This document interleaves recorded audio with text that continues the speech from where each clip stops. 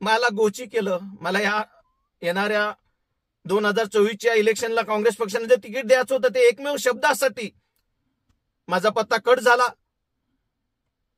योग्य उमेदवार देतील असं वाटलं, पण या लोकसभेचे उमेदवार, पोटनिवडणुकीचे जे आता उभा टाकले उमेदवार माझा पत्ता कट केले आणि अक्षरशः इथल्या तरुण पिढीवर अन्याय केला. देगलूर बिलोली मतदारसंघाचा सत्यानाश केला, काँग्रेस पक्षाचा सत्यानाश केला.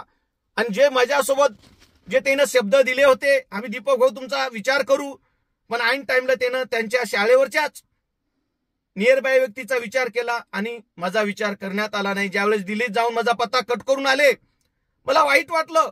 ज्यांना आम्ही नेते समजत होतो, ज्यांना आम्ही आमचे सर्व मोठे बंधू समजत होतो, त्यानं जर आमच्याबद्दल एवढा वाईट विचार करत असतील, इथले जिल्ह्याचे नेतृत्व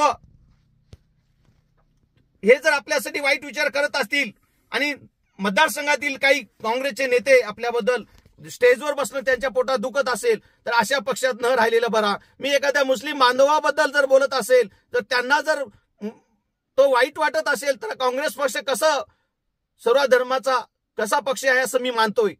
खरंच मला तिथं मला उटमरण होत होती आणि जिथं मला न्याय भेटत नाही म्हणून तिथं थांबलो नाही. मित्रांनो, येत्या 16 तारखेला म्हणजेच उद्या मी बीजेपी पक्षामध्ये प्रवेश करत आहे. मागील काही दिवसापासून मी बीजेपी पक्षाचा प्रचार पण करत आहे. आपल्या सर्वांचा आशीर्वाद मला खूप महत्वाचा आहे. मित्रांनो, राजकारण म्हणून पैसा आणि कमिशन कमवण्यासाठी इथं आलो नाही. मला रेतीचा अन्य कुठला धंदा या कुठला कमिशन करून इथले जुगार अड्डे चालवायचे नव्हते. आपल्या मुलांना रोजगार द्यायचं होतं, आपल्या माणसांना रोजगार द्यायचं होतं, गरीब शेतकऱ्यांना आपला मुलगा म्हणून काम करायची इच्छा होती.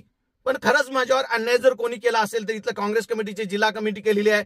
म्हणून मित्रांनो, मी आज बीजेपी मध्ये पक्ष प्रवेश घेत आहे. येणाऱ्या 16 तारखेला उद्या जाहीर प्रवेश माझा आहे.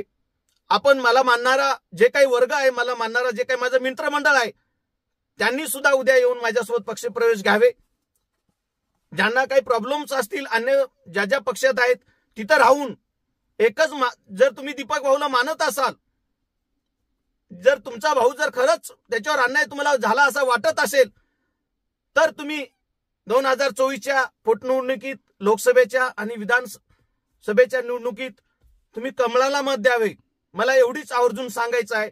कारण आपल्याला महायुती सरकार बळकट करण्यासाठी, इथल्या आपल्या लाडक्या बहिणीची योजना बळकट करण्यासाठी, आपण माझ्यावरचा अन्याय झालेला बदला घेण्यासाठी तुम्ही बीजेपी पक्षाला मत द्यावे.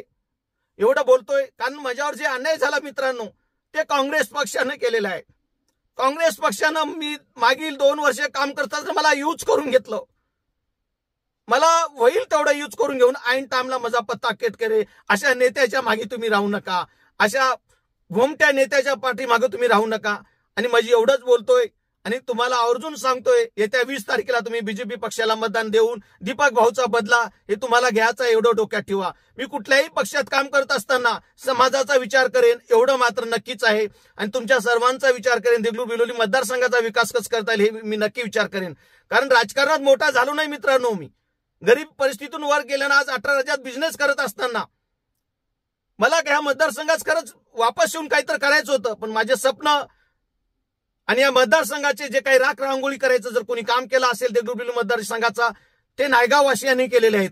नायगाववासियांना देगलूर बिलोली मतदारसंघाचा सत्यानाश केलेला आहे. म्हणून त्यांना मत देऊ नका.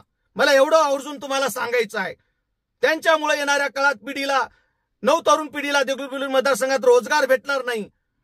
चुकीच्या लोकांना ते उमेदवारी देऊन फक्त इथं आपला ऐकणारा व्यक्ती कोण आहे एवढाच विचार केला. आणि जो माणूस या मतदारसंघात रोजगार आणू शकत होता, उद्योगधंदे माहित होते, भारत देश फिरलेला व्यक्ती त्यांना नको हवा होता, म्हणून त्याने माझा पत्ता कट केला. म्हणून मला आवर्जून सांगतोय, तुम्ही माझ्या पाठीशी राहा. दीपक भाऊ कधीच तुमच्यासोबत 2 वर्ष फिरत असताना कधी मी कुठल्या जातीसाठी बोललो नाही, कुठल्या समाजासाठी बोललो नाही. फक्त मतदारसंघाचा विकास आणि आपल्या सर्वांचं प्रेम एवढंच मला लाभलं आणि तो प्रेम नक्कीच माझ्यासोबत राहील एवढंच बोलतोय. आणि येत्या 20 तारखेला तुम्ही दीपक भाऊचा प्रेम म्हणून, माझे एक पाठीशी, माझे मित्रमंडळ म्हणून तुम्ही यावेळेस काँग्रेसला मत न देता बीजेपीला मत द्यावे एवढंच बोलतोय. आणि तुमच्या समोर येणाऱ्या काळात नक्कीच या राजकारणात देगलूर बिलोली मतदारसंघाचा विकास करण्यासाठी प्रयत्न करेन. जय हिंद, जय महाराष्ट्र, जय भीम.